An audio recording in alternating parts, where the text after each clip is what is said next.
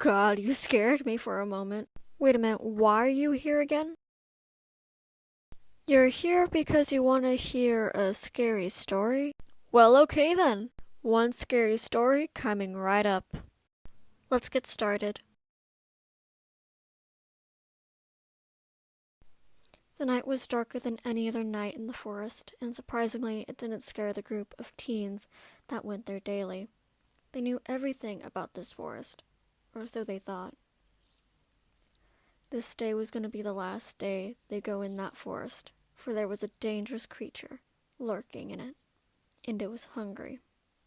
This is the beginning of a truly frightening story. The day started as it always had in this small town. People wake up, go places, eat, then go home and do whatever they wanted.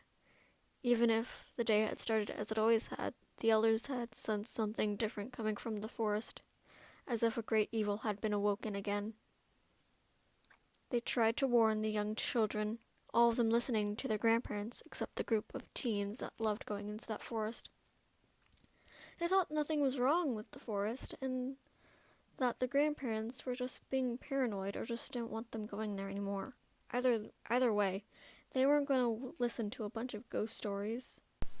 Once they entered the forest, a calm and kind breeze welcomed them.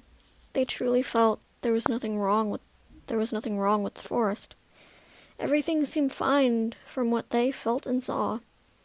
The forest consisted of crabberry trees, pine trees, and regular trees that were losing their leaves at this time of year.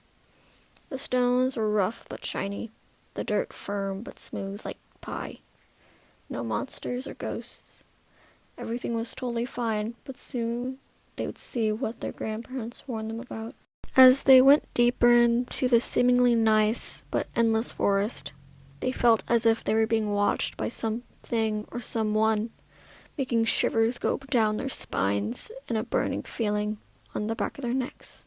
The forest was becoming more eerie than they were accustomed to. Some of them had been thinking that their grandparents were right about this whole danger thing and wanted to leave. There was a blinding fog everywhere they looked, making the trees look like dangerous creatures. The fog was thicker than normal fog as well.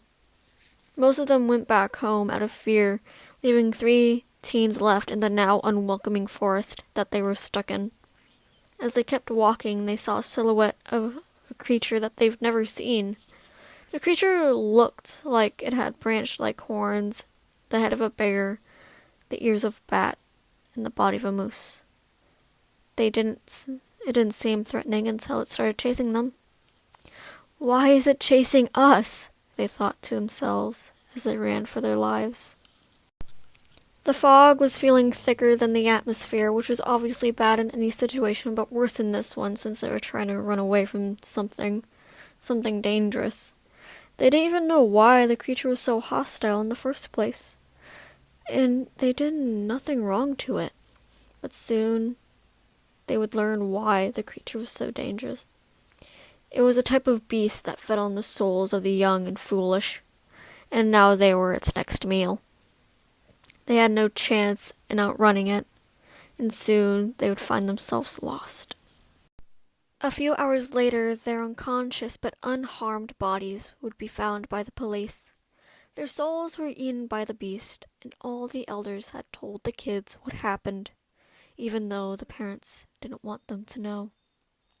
This day would be known as the day the beasts wake up from its centuries-long nap.